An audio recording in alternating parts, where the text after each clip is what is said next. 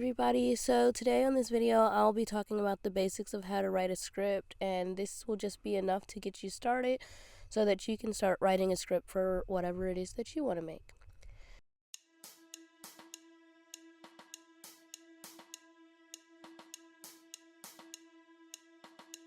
I will be discussing two different kinds of script. The first one is more for narrative stories and like a film script or something you would share with someone else, especially something with more than one character.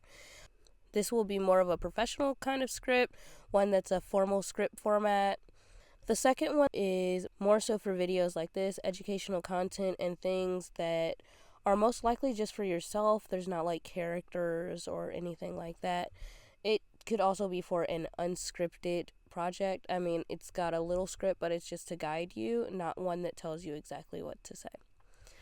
So we're actually going to discuss the second one first because it is more basic, and the first one last because it has more important little details that I want to cover. So for the less formal script, it's usually just for yourself, so you can write it however you want. Today I wrote my informal script in more of a speech outline style for simplicity because I wanted to be able to show it to y'all for an example. So here it is on the screen, and it's basically exactly what I'm going over today.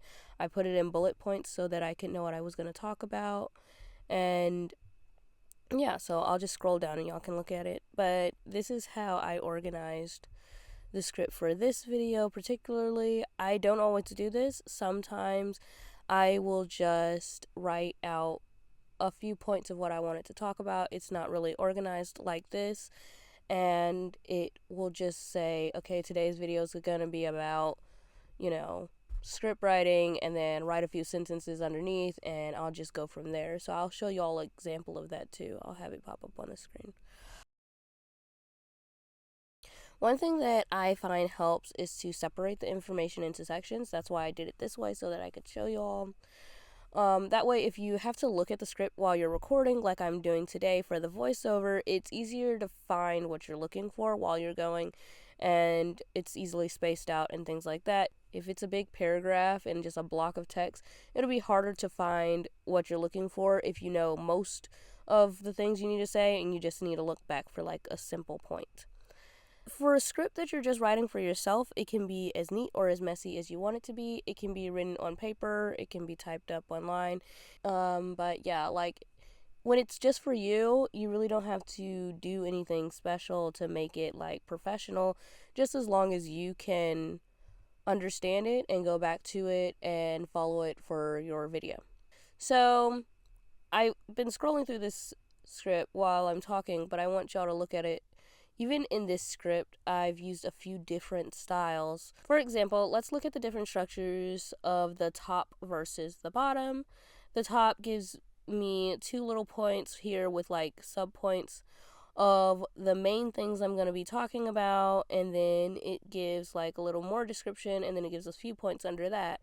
But below that, I just say, for the second script, I want to go over the basics. And then I tell myself what I'm trying to mention, but I don't give myself the exact words I want to say about these things because it's going to depend on what's on the screen, and I'll just say it as it comes to mind while I'm looking at the footage that I recorded.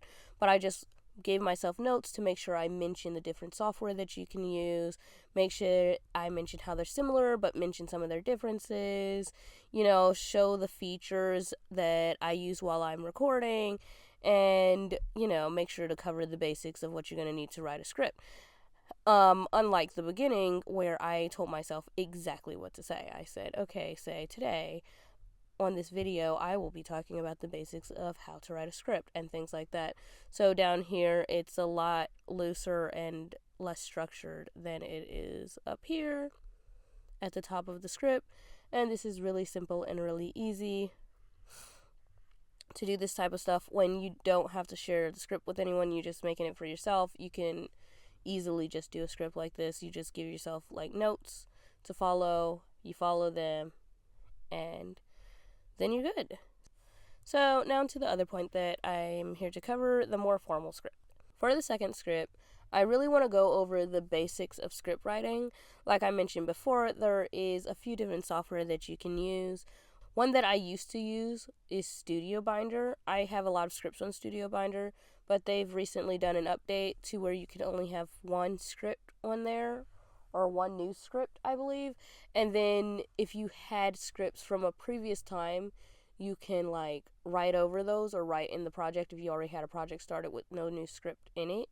You can do that, but you can't really make more than one new script without having a paid subscription. So that's that. And then another one that I've used is Celtics. And with Celtics, you can only have one script technically for free, but underneath the one script, you can have episodes as if it was a TV show, which will give you quite a few scripts. And if you write your scripts underneath the episodes, then you can have more scripts through the program. So that's what I'm doing. So for school, I've written a few scripts, and I've just used the one project and labeled it as a TV show, and then had each episode section as a new short film. So I'm going to use one of those episode scripts today to give y'all an example of how you can write your script and just some basics on script writing.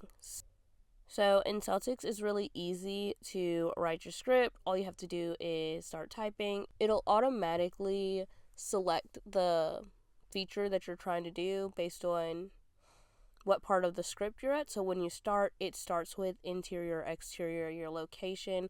I did notice that you have to actually put the period, day, night, afternoon, etc. thing at the end of the header. I don't think every program is like this, but I think in Celtics, when I was doing this, I did notice that you have to do that one specifically. But then if you push enter and you go to the next part, it'll automatically go to the description, and you just start writing your description. Occasionally, sometimes, it might be a little finicky and it's not exactly what you need. So like you go down and you expect it to be on character, and if it's not, then you might be able to tab over and it goes to character or dialogue or whatever it is that you need to get to. But for the most part, just pushing enter and going to the next spot on the page will automatically send it to where you need to go. Now, if it doesn't automatically send it to the section you need, like you want to add parentheticals underneath the character saying something, or like to describe their reaction, you can select that from the menu at the top.